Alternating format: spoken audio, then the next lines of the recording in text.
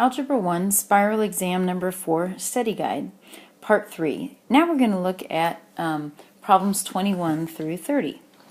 So we are still simplifying properties of exponents on number 21. We'll take each part separately. So we're just going to reduce 20/15ths as a fraction. You can divide top and bottom by 5, and that'll leave you with 4/3. Now with your ends, take the larger exponent and subtract the smaller. So 5 minus -4, that will leave you with +9. And wherever the bigger exponent started, that's where the term will end up. So in this case, it'll be the denominator. So our answer will be 4/3 times n to the 9th. So that is choice D.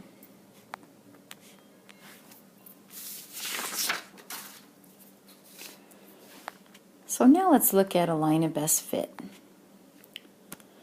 So an ice cream store keeps track of their sales in dollars each day compared to the noon temperature on that day.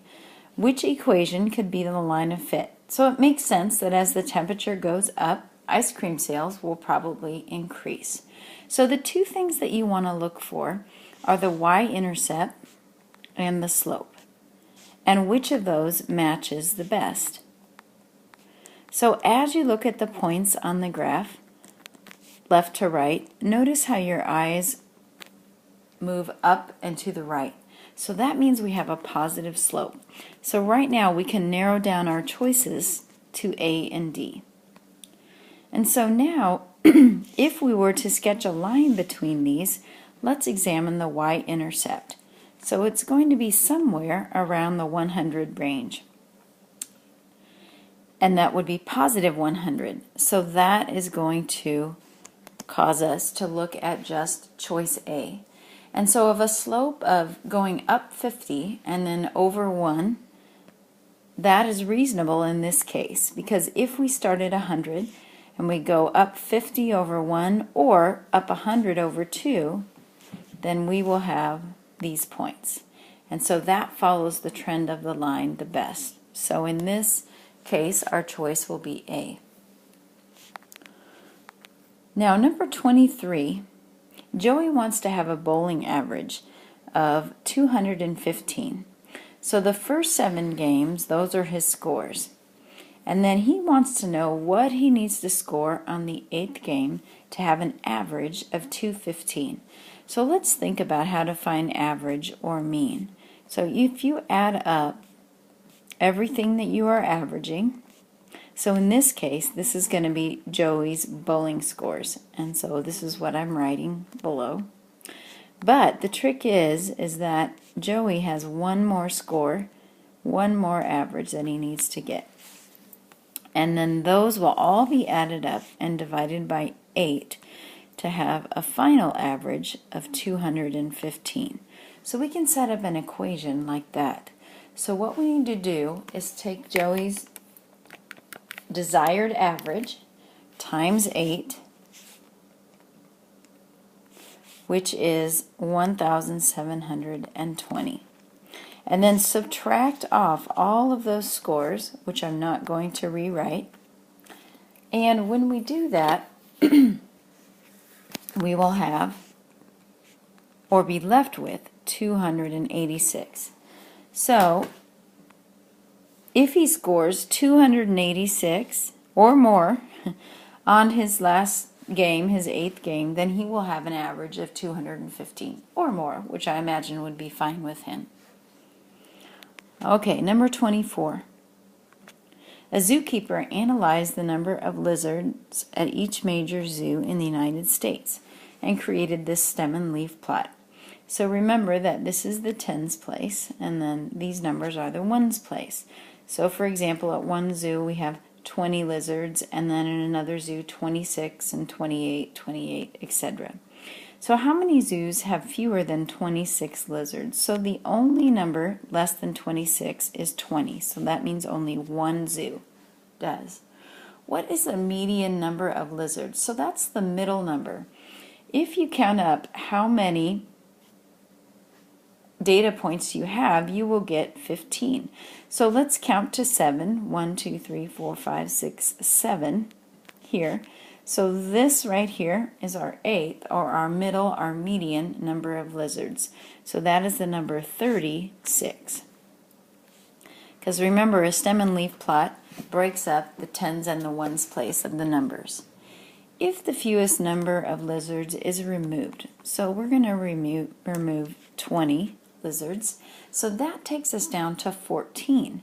So now let's count to the middle, so 1, 2, 3, 4, 5, 6, 7 here would be this middle number. But since both numbers on either side are 36 and 36, that means even with that fewest number of lizards removed, 36 is still our median number of lizards. And then finally, what is the mode, or the most common number of lizards in the zoo? And so I can see that I've got 3 8s there, which means 28 occurs 3 times. So 28 is the most common number of lizards. And now let's look at number 25. So what is the simplified form of this expression? So if we multiply binomials, and I know that many of you like to use the box, so this is 2 by 2. So let's place one along the top and one along the sides, and then let's multiply. So here we'll get 8x squared, 2x, and then 24x, and a 6. So we can combine these two diagonal terms to end up with 8x squared plus, because it's positive, 26x plus 6. So answer choice D. Now let's move to factoring. So in number 26, or actually factoring and then solving. So if we want to solve that, let's first factor out what we can. Greatest common factor, which would be 2 and an a, and we'll be left with a minus 9. And then let's set each of those terms equal to 0 and solve both. So if we divide both sides by 2, our first answer will be a equals 0, and then add 9. Oh, and I forgot that I would have a 7 left here. So that would leave me with 7a minus 9. And then divide both sides by 7. My second answer will be 9/7. So choice C.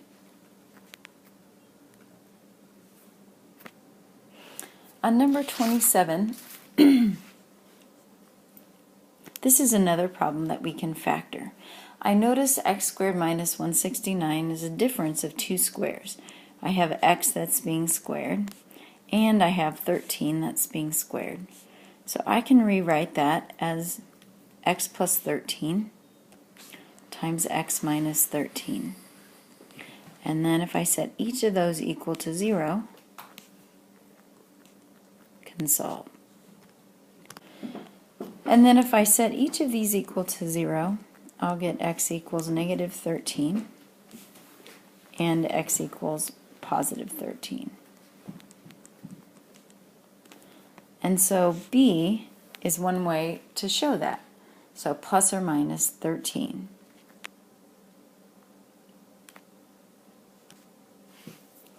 All right, 28. Again, we can factor on this one. So let's subtract the 24. So we'll have x squared minus 5x minus 24 equaling 0. And then I'll just get my little organizer over here. Two numbers and multiply to give me a times c, which is negative 24. And I can combine to give me negative 5. So I think of factors of 24. 1 and 24, 2 and 12, 3 and 8. 3 and 8 is the pair that I want. And if I make the 8 negative, then that will give me, when I multiply, negative 24, and when I combine, negative 5. Now, since my a value in front is 1, then I can go right to my two sets of parentheses with factoring, which will be x plus 3 times x minus 8. I need to set each of those equal to 0 to find my two solutions. So x will equal negative 3, and x will equal positive 8. So choice C. All right, 2 more. So let's look at number 29. Which quadratic has exactly one solution? So that means it's crossing the x-axis in one place. So here we have 2 x-intercepts, so 2 solutions. B is our choice that has 1, and this has no solutions. So B has exactly one solution here, the point 1, 0. And finally, number 30. So the perimeter of the triangle and the rectangle are equal. Which of the following represents the missing side? So the first thing I'm going to do is figure out the perimeter for the rectangle. I'm going to take 2 times the length, so 2 times 2x squared plus 3, and add it to 2 times the width, which is 4x minus 5. So I'll distribute and then combine my like terms. So 4x squared plus 8x minus 4. So this is an expression that is the perimeter of the rectangle. And then I know that my perimeters are equal. And I need that third side. So if I take my perimeter of my rectangle and then I subtract off both of these sides, that should leave me with the third side. So I'll take the 4x squared plus 8x minus 4, which is the perimeter of my rectangle, and I'll subtract both sides of the triangle. Now to do that, I'm going to need to distribute my negative. So that would be negative 2x squared plus 7 minus x squared minus 2x. And now I'll combine like terms. So I have 4x squareds minus 2x squareds, which will leave me with 2, minus 1 more. So I'm left with 1x squared. I have 8 x's and I'm subtracting 2. So that will leave me with 6 x's. And then finally I have negative 4 and I'm adding 7. So I'll be left with positive 3. So the expression of the third side of our triangle is B, x squared plus 6x plus 3. And that concludes all the problems on your spiral study guide. Be sure to watch the video for success on spiral number 4.